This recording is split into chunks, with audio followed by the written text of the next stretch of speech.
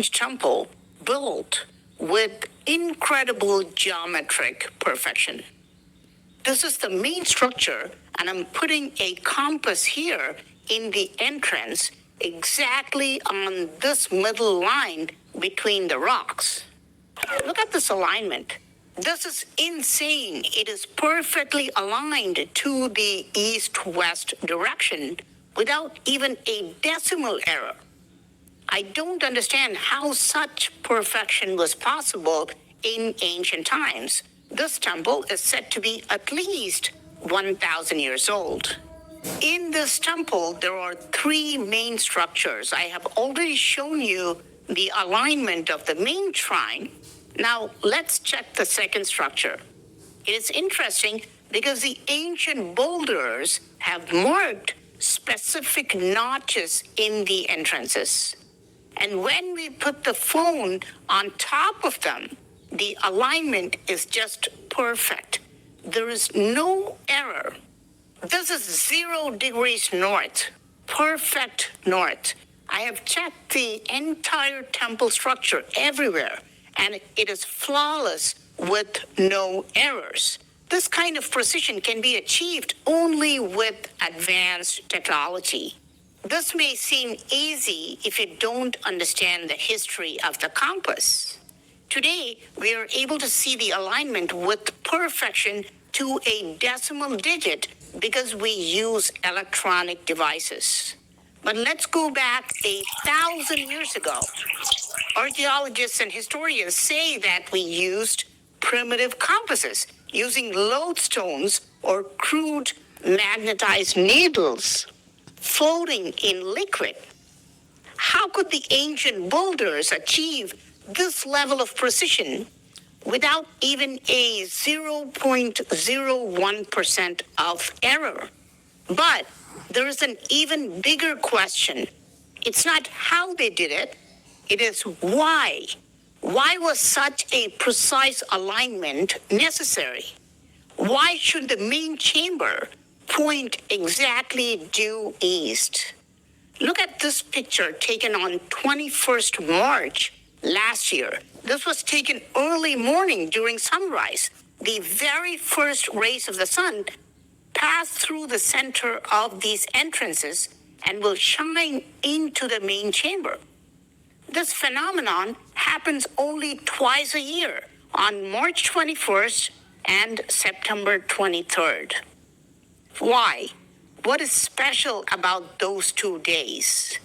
Those are called the equinoxes. Those are the only 2 days where days and nights are exactly equal, and those are the days where the sun rises exactly due east.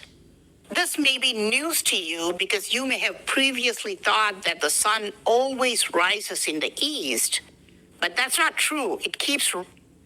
This is why perfect alignment to east is also called equinoctial east. Now, what was originally inside the main chamber?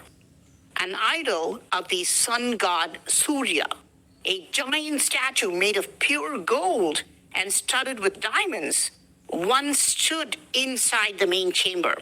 So when the first rays of the sun fell on the idol of Surya, the entire chamber would have dazzled like a light show. But there's another unbelievable mystery that baffles the locals here. If you visit this temple on 21st June at noon, you will be shocked because the temple's shadow will not fall on the ground. Yes, the temple will not cast its shadow on the ground. This may sound like pseudoscience, but if you're standing in this temple on this particular day, even your own shadow will not fall on the ground. I know some of you may not believe me, but we are talking about a pure scientific phenomenon that does not happen in any other ancient temple. It happens only in the Modhera Sun Temple. How is that possible?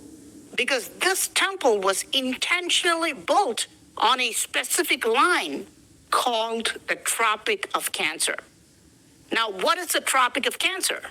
The Tropic of Cancer is the northernmost line or latitude on Earth at which the sun may appear directly overhead. Beyond this line, the sun will never appear directly overhead or at its zenith. And if you're standing on this line of Tropic of Cancer on 21st June, your shadow will not fall on Earth. Now, what is special about 21st June? It is the longest day of the year called the summer solstice, and the sun goes directly overhead and no shadow will be cast on the ground. This is why the Modhara temple's shadow is not cast on the ground on this day.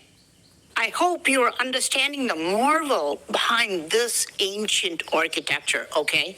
The builders have covered both the important solar events, the equinox and the solstice, completely opposite events, but both of them are calculated and celebrated in this temple. And you may be surprised that ancient builders marked the Tropic of Cancer accurately and took pleasure in observing that the temple's shadow did not fall on the ground here. But believe it or not, we modern people do the same. All over the world, there are markers and clocks marking the Tropic of Cancer. You can see this signboard, and right next to it, you can see these two lines. In between them is the exact line of Tropic of Cancer. If you come here and stand between these two lines on 21st June at noontime, there will be no shadow. Now, let me show you what ancient builders did in the Modhara temple. This is the outer wall of the main chamber. See these two notches? In between these two notches is the exact line of the Tropic of Cancer. And ancient Hindus have marked it, just like how we mark the line today. Why was such precision necessary? Because on the other side of the wall, inside the main chamber, the statue of the sun was placed precisely on this line. That's why. Today, we can do all sorts of precision work with electronic devices. But it's just baffling how ancient builders accurately calculated all these astronomical details. And the interesting part about all these markers, whether they're ancient markers or modern markers, is that they're all temporary. They're perfect when they're put in place, but time keeps changing the Tropic of Cancer. So the marker will be accurate now, but the next year, the Tropic of Cancer will move a little bit. This is because of the axial tilt of the planet. There is a highway in Mexico, the Federal Highway 83, that actually shows how Tropic of Cancer keeps moving every year. And on top of this shift every year, the Earth wobbles back and forth as well. So today, some wise guy will Google Modhara Sun Temple's location and say, no, this temple is not accurately placed on the Tropic of Cancer. But the temple was built accurately on the Tropic of Cancer. But after so many centuries, the Tropic of Cancer has moved considerably. In fact, if we calculate when the Tropic of Cancer accurately fell on the temple's latitude, we can find out the exact year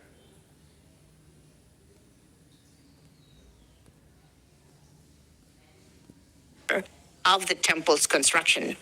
And it may be much older than archaeological estimates. Now, what is the purpose of the Modhara Sun Temple? Why was it built? Maybe you'll say, Praveen, why are you asking such a weird question? Why are temples, churches, or mosques built? For worshiping God, obviously. This is true today, But ancient Indian temples were also built for scientific reasons. Think about these markers of Tropic of Cancer around the world. Are they religious markers? No. Why are they placed? Why are we marking the Tropic of Cancer around the world? There is a scientific reason behind these markers. Is it